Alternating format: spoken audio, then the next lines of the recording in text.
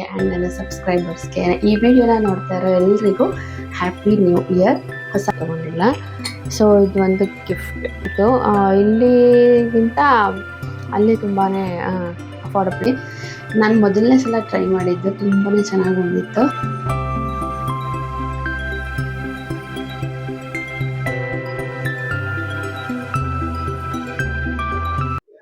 Hi hello ಎಲ್ರಿಗೂ ನಮಸ್ತೆ and welcome back to my YouTube channel. ಎಲ್ಲರೂ ಹೇಗಿದ್ದೀರಾ? ಐ ಹೋಪ್ ಎಲ್ಲರೂ ಆರಾಮಾಗಿದ್ದೀರಾ ಅಂತ ಭಾವಿಸ್ತೀನಿ. ಆ್ಯಂಡ್ ಮೊದಲನೇದಾಗಿ ನನ್ನ ಎಲ್ಲ ವ್ಯೂವರ್ಸ್ಗೆ ಆ್ಯಂಡ್ ನನ್ನ ಸಬ್ಸ್ಕ್ರೈಬರ್ಸ್ಗೆ ಈ ವಿಡಿಯೋನ ನೋಡ್ತಾ ಇರೋ ಎಲ್ರಿಗೂ ಹ್ಯಾಪಿ ನ್ಯೂ ಇಯರ್, ಹೊಸ ವರ್ಷದ ಶುಭಾಶಯಗಳು. 2026ನ ನನ್ನ ಚಾನಲ್ನ ಫಸ್ಟ್ ವಿಡಿಯೋ ಇದು. ಸೊ ಅಂದರೆ ಜನವರಿ 1 ನಾನು ಬ್ಲಾಗ್ನ ಮಾಡೋದಕ್ಕೆ ಆಗಲಿಲ್ಲ. ಅವತ್ತು ಊರಿಗೆ ಹೋಗಿದ್ವಿ ಆ್ಯಂಡ್ ದೇವಸ್ಥಾನ ಪೂಜೆ ಅದು ಇದು ಅಂತ ತುಂಬ ಬ್ಯುಸಿ ಆಗಿಬಿಟ್ಟಿದೆ. ಸೊ ಇವತ್ತು ಬ್ಲಾಗ್ನ ಶೂಟ್ ಮಾಡ್ತಾ ಇದ್ದೀನಿ. ಇವತ್ತು ಟ್ಯೂಸ್ಡೇ. ಸೊ ಮನೆ ಪೂಜೆ ಎಲ್ಲ ಮುಗಿಸಿ, ಅಡುಗೆ ಎಲ್ಲ ಆಯಿತು, ಅಡುಗೆ ಎಲ್ಲ ಮುಗಿಸಿ ಈಗ ಬ್ಲಾಗ್ನ ಶುರು ಮಾಡಿದ್ದೀನಿ. 2026 ಎಲ್ರಿಗೂ ಒಳ್ಳೇದಾಗಲಿ. ನಿಮ್ಮ ಜೀವನದಲ್ಲಿ ಏನೇನು ಅಂದ್ಕೊಂಡಿದ್ದೀರಾ ಅದೆಲ್ಲ ಸಾಧಿಸೋ ಹಾಗಾಗಲಿ. ಎಲ್ರಿಗೂ ಆಲ್ ದ ಬೆಸ್ಟ್. ಬಿಕಾಸ್ ಹೊಸ ವರ್ಷ ಅಂತ ಅಂದರೆ ಹೊಸದಾಗಿ ಕನಸುಗಳನ್ನ ಕಟ್ಕೊಂಡಿರ್ತೀವಿ, ಹೊಸದಾಗಿ ಯೋಜನೆಗಳನ್ನ ಹಾಕ್ಕೊಂಡಿರ್ತೀವಿ, ಪ್ಲ್ಯಾನ್ಸ್ಗಳನ್ನ ಹಾಕ್ಕೊಂಡಿರ್ತೀವಿ. ಹಾಗೆ ಮಾಡಬೇಕು, ಈಗ ಮಾಡಬೇಕು, ಅದನ್ನು ಕಲಿಬೇಕು, ಬಿಸ್ನೆಸ್ ಶುರು ಮಾಡಬೇಕು ಅಂತ. ಸೊ ಆ ರೀತಿ ಅಂದ್ಕೊಂಡಿರೋರಿಗೆ ಎಲ್ರಿಗೂ ಆಲ್ ದ ಬೆಸ್ಟ್, ಎಲ್ರಿಗೂ ಒಳ್ಳೇದಾಗಲಿ. ಸೊ ಇವತ್ತಿನ ಬ್ಲಾಗ್ ಏನಪ್ಪ ಅಂತಂದರೆ, ಒಂದು ಬ್ಯೂಟಿಫುಲ್ ರೆಸಿಪಿನ ಶೇರ್ ಮಾಡೋಣ ಅಂತ ಇದ್ದೀನಿ. ನೋಡಿ, ನಾನು ಮೊದಲನೇ ಸಲ ಟ್ರೈ ಮಾಡಿದ್ದು, ತುಂಬಾ ಚೆನ್ನಾಗಿ ಬಂದಿತ್ತು. ಸೊ ಅದರಿಂದ ಹೇಗೂ ವಿಡಿಯೋ ಮಾಡ್ಕೊಳ್ಳೋಣ ಅಂತ ಹೇಳ್ಬಿಟ್ಟು ಮಾಡ್ಕೊಂಡಿದ್ದೆ. ಇದು ಬೆಟ್ಟದ ನೆಲ್ಲಿಕಾಯಿ ಇರುತ್ತಲ್ಲ, ಅದ್ರದ್ದು ಉಪ್ಪಿನಕಾಯಿ. ಫಸ್ಟ್ ಟೈಮ್ ಟ್ರೈ ಮಾಡಿದ್ದು ಉಪ್ಪಿನಕಾಯಿ. ನನ್ನ ಲೈಫಲ್ಲೇ ನಾನು ಒಂದ್ಸಲೇನೂ ಹಾಕಿಲ್ಲ, ಇದೇ ಫಸ್ಟ್ ಟೈಮು. ತುಂಬ ಚೆನ್ನಾಗಿ ಬಂದಿದೆ. ನನ್ನ ಹಸ್ಬೆಂಡ್ ಕೂಡ ತುಂಬ ಚೆನ್ನಾಗಿದೆ ಅಂತ ಹೇಳಿದ್ರು. ಸೊ ಅದು ರೆಸಿಪಿನ ಕ್ಯಾಪ್ಚರ್ ಮಾಡ್ಕೊಂಡಿದ್ನಲ್ಲ, ನಿಮ್ಮ ಜೊತೆ ಶೇರ್ ಮಾಡ್ಕೊಳ್ಳೋಣ ಅಂತ ಅನ್ನಿಸ್ತು.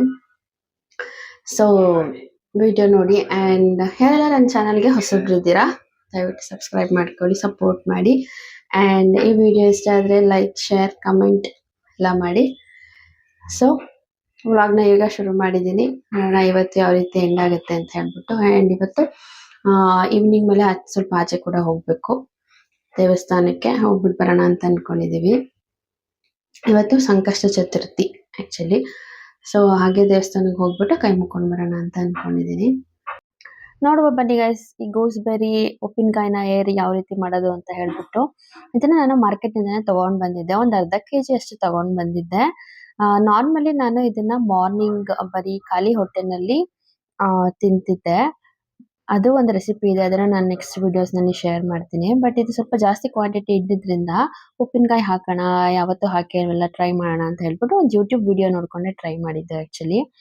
ನೆಲ್ಲಿಕಾಯಿನ ಕಟ್ ಮಾಡಿಬಿಟ್ಟು 4 ಪೀಸಸ್ ಅಥವಾ 6 ಪೀಸಸ್ನ ಮಾಡಿಕೊಂಡು ಒಂದು ಸ್ವಲ್ಪ ದಪ್ಪ ಉಪ್ಪನ್ನು ಹಾಕಿ ಒಂದು ದಿನ ನಾನು ಅದನ್ನ ನೆನೆಸ್ಬಿಟ್ಟು ಇಟ್ಟಿದ್ದೆ. ಒಂದು 4 ಸ್ಲೈನ್ ಕಂಟೈನರ್ನಲ್ಲಿ ಹಾಕಿ ನೆನೆಯೋದಕ್ಕೆ ಬಿಟ್ಟಿದ್ದೆ. ಮಾರ್ನೆಗೆ ನಾನು ಇದನ್ನು ಮಾಡ್ತಾ ಇರೋದು ಅಂಥದ್ದು. ನೋಡ್ತಾ ಇರ್ಬೋದು ನೀವು ಅಲ್ಲಿ ಎಷ್ಟು ನೀರು ಬಿಟ್ಟಿತ್ತು ಅದು 1 ಡೇಗೆ ಅಂತ.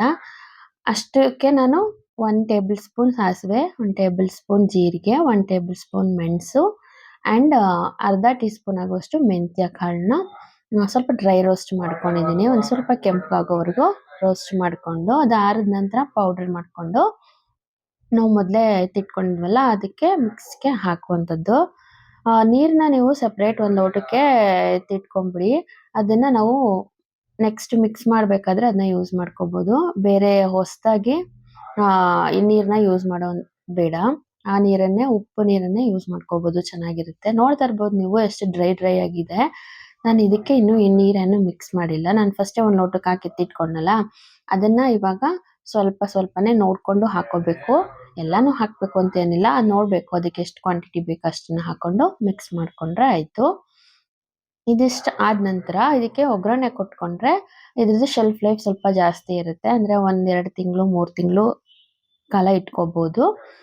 ನಾರ್ಮಲಿ ಒಂದು ಸ್ವಲ್ಪ ಎಣ್ಣೆ, ಸಾಸಿವೆ, ಬೆಳ್ಳುಳ್ಳಿ ಆ್ಯಂಡ್ ಕರಿಬೇವಿನ ಸೊಪ್ಪು, ಚಿಟಿಕೆ ಆಗುವಷ್ಟು ಇಂಗನ್ನ ಹಾಕ್ಬಿಟ್ಟು ಒಗ್ಗರಣೆ ಕೊಟ್ಕೊಂಡು ಅದಕ್ಕೆ ಮಿಕ್ಸ್ ಮಾಡ್ಕೊಳ್ಳೋದಷ್ಟೇ.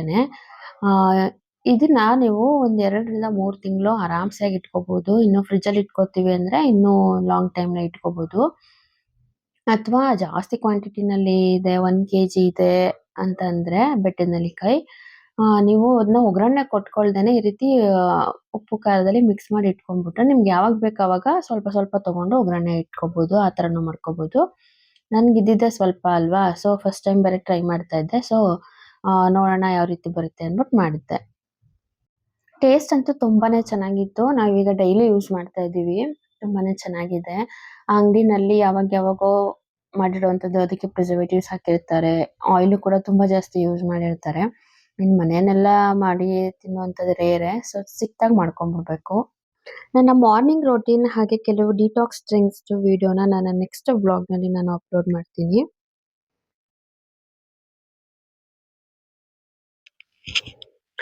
ಅಂಡ್ ನನ್ನ ಪ್ರೀವಿಯಸ್ ವಿಡಿಯೋ ಬಂದು ಚಿಕ್ಕಪೇಟೆ ಶಾಪಿಂಗ್ ವ್ಲಾಗ್. ಸೊ ಆ ವಿಡಿಯೋದಲ್ಲಿ ಹೇಳಿದ್ದೆ ನಾನು ಚಿಕ್ಕಪೇಟೆನಲ್ಲಿ ಏನೇನು ಪರ್ಚೇಸ್ ಮಾಡಿದೆ ಅಂತ. ಈ ಸರಿ ಜಾಸ್ತಿ ಏನು ಪರ್ಚೇಸ್ ಮಾಡಿಲ್ಲ. ಒಂದೆರಡು ಗಿಫ್ಟ್ ಐಟಮ್ಸ್ ಪರ್ಚೇಸ್ ಮಾಡಿದೆ. ಅಂಡ್ ನನ್ನ ಮಗಳಿಗೆ ಬಟ್ಟೆ ತಗೊಂಡೆ ಅಷ್ಟೇನೆ, ಇನ್ನೇನು ತಗೊಂಡಿಲ್ಲ. ಸೊ ಇದು ಒಂದು ಗಿಫ್ಟ್ ಬಾಸ್ಕೆಟ್, ಎರಡು ಸಪ್ರೇಟ್ ಇದು. ಇದು ಒಂದನ್ನು ತಗೊಂಡೆ. ಅಂಡ್ ಇದೊಂದು ಪಿಚ್ವಾಯಿ ಜಾರ್, ಈ ಜಾರ್ನ ತಗೊಂಡೆ. ಕಲರ್ ನನಗೆ ತುಂಬಾ ಇಷ್ಟ ಆಯ್ತು, ಕಲರ್ ಕಾಂಟ್ರಾಸ್ಟ್. ಸೊ ಇದನ್ನು ತಗೊಂಡೆ. ಅಂಡ್ ಒಂದೆರಡು ಬಾಕ್ಸಸ್, ಮತ್ತೆ ಇನ್ನೂ ಒಂದಷ್ಟು ಬಾಕ್ಸಸ್ಗಳನ್ನ ತಂದಿದ್ದೀವಿ. ಇದು ಬೇರೆ ಏನೋ ಒಂದು ಪ್ಲಾನ್ ಇದೆ, ಅದಕ್ಕೋಸ್ಕರ ಒಂದು ಫೋಟೋ ಶೂಟ್ ಮಾಡಿಸ್ಬೇಕು ಅಂತ ತಂದಿದ್ದು. ತುಂಬಾನೇ ಚೆನ್ನಾಗಿತ್ತು. ಇಲ್ಲಿಗಿಂತ ಅಲ್ಲಿ ತುಂಬಾನೇ ಅಫೋರ್ಡಬಲ್ ಪ್ರೈಸ್ಗೆ ಸಿಕ್ತು. ಸೊ ತಗೊಂಡ್ವಿ. ಅಂಡ್ ನೆಕ್ಸ್ಟ್ ಬಂದು ಇದೊಂದು ಹ್ಯಾಂಡ್ ಬ್ಯಾಗ್ ನನಗೆ ಅಂತ ಏನು ತಗೊಂಡಿಲ್ಲ, ಇದು ನಮ್ಮ ಅಮ್ಮಂಗೆ ಅಂತ ಹೇಳ್ಬಿಟ್ಟು ತಗೊಂಡಿರೋದು. 100 ರೂಪೀಸ್ ಅಷ್ಟೇನೆ ಆ ಬ್ಯಾಗು. ಅಂಡ್ ನನ್ನ ಮಗಳಿಗೆ ಅಂತ ಹೇಳ್ಬಿಟ್ಟು ಡ್ರೆಸ್ನ ತಗೊಂಡು ಬಂದೆ, ವೆಸ್ಟ್ರನ್ನು. ಸೊ ಇಲ್ಲಿ ಕೆಂಗೇರಿನಲ್ಲಿ ಸ್ವಲ್ಪ ಕಾಸ್ಟ್ಲಿನೇ ಇರುತ್ತೆ, ಸಿಂಪಲ್ ಆಗೇ ಇರುತ್ತೆ. ಅದಕ್ಕೇನೆ 1000 ಮೇಲೆನೆ ಹೇಳ್ತಾರೆ. ಇನ್ನು ಕ್ವಾಲಿಟಿ ಒಂದು ಸ್ವಲ್ಪ ಚೆನ್ನಾಗಿದೆ ಅಂತೂ 1000 ಮೇಲೆನೆ ಹೇಳೋದವರು. ಸೊ ಹೆಂಗೂ ಚಿಕ್ಕಪೇಟೆಗೆ ಹೋಗಿದ್ವಲ್ಲ, ಚಿಕ್ಕಪೇಟೆನಲ್ಲೇ ಆಲ್ಮೋಸ್ಟ್ ನಾನು ತಗೊಳ್ಳೋದು ಜಾಸ್ತಿ. ಅದೇ ಪ್ಯಾಟ್ರನಲ್ಲಿ ಸೇಮ್ ಇನ್ನೊಂದು ಜೊತೆ ನಮ್ಮ ಅಕ್ಕನ ಮಗಳಿಗೆ ಅಂತ ಹೇಳ್ಬಿಟ್ಟು ಅದೇ ಪ್ಯಾಟ್ರನ್, ಕಲರ್ ಚೇಂಜ್ ಅಷ್ಟೇ. ಈ ಎರಡು ಜೊತೆನ ತಗೊಂಡು ಬಂದೆ ಅಷ್ಟೇ. ಇನ್ನೇನು ಜಾಸ್ತಿ ಪರ್ಚೇಸಿಂಗ್ ಏನೂ ಮಾಡಿಲ್ಲ ಈ ಸಲ.